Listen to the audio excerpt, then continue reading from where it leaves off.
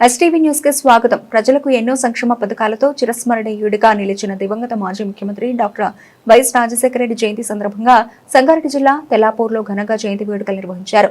స్థానిక నాయకుడు చిల్కమర్రి ప్రభాకర్ రెడ్డి ఆధ్వర్యంలో డాక్టర్ వైఎస్ రాజశేఖర రెడ్డి విగ్రహానికి పూలమాలలు వేసి ఘనంగా నివాళులర్పించారు.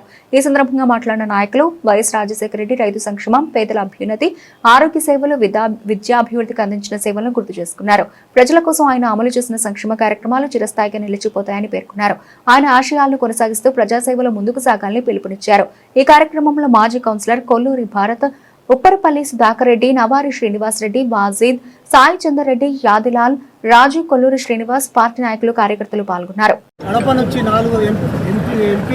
ఎంపీగా 4 పర్యాయాలు గెలుపొందడం చాలా గొప్ప విషయం. అంతేకాకుండా ఆయన గెలుపు ఓటమి అనేది ఎరగని నాయకుడు. మరి ఆయన 2003లో మరి మహాపాదయాత్ర ద్వారా 1400 కిలోమీటర్లు చేపట్టి ఆ రోజు మన రాష్ట్రంలో, ఆంధ్రప్రదేశ్ రాష్ట్రంలో కాంగ్రెస్ ప్రభుత్వాన్ని తీసుకురావడంలో కీలక పాత్ర పోషించిన మహానాయకుడు రాజశేఖర రెడ్డి. మరి రాజశేఖర రెడ్డి గారు 2004లో ముఖ్యమంత్రి పదవి చేపట్టి మరి ముఖ్యమంత్రి అయిన తర్వాత ఆయన చేసిన పాదయాత్రలో మరి ప్రజల కష్ట సుఖాలు తెలుసుకొని మరి ఏవైతే పరిపాలన ఎలా ఉండాలనే ఉద్దేశంతో మరి ఉచిత విద్యుత్ కానీ వ్యవసాయదారులకు మరి ఆ రోజు లోన్స్ మరి ఏదైతే రైతులకు రుణమాఫీ ఆ రోజుల్లో ₹1,00,000 చేయడం అనేది చాలా గొప్ప విషయం. ఇవాళ ఆ రోజు 1,00,000 అంటే ఈరోజు 10 లక్షలు అన్నట్టు.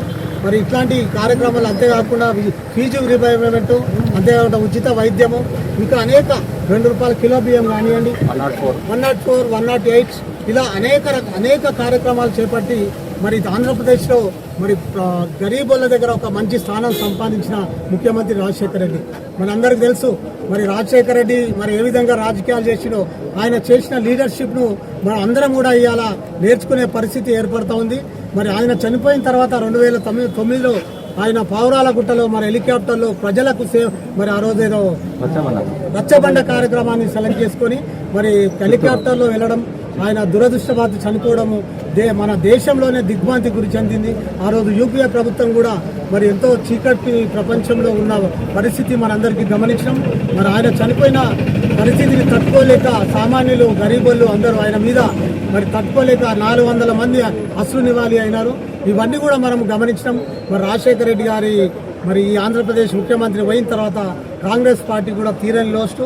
మరి అటువంటి నాయకుడు మనం ఇప్పటికి కూడా మరి లేకపోవడం మనం ఇంకా కూడా విచారిస్తున్నాం. అంతేకాకుండా ఈరోజు మన రాష్ట్రంలో మరి తిరిగి కాంగ్రెస్ పార్టీ అధికారంలోకి వచ్చి ఆ రోజు రాజశేఖర రెడ్డి చేసిన పథకాలను గత ప్రభుత్వము బీఆర్ఎస్ ప్రభుత్వం తుంగలో తొక్కడం, మరి ప్రజలందరూ కూడా ఆ పార్టీని పక్కకు పెట్టి మళ్ళీ తిరిగి కాంగ్రెస్ ప్రభుత్వాన్ని తీసుకురావడం ఈ తెలంగాణ ప్రభుత్వం.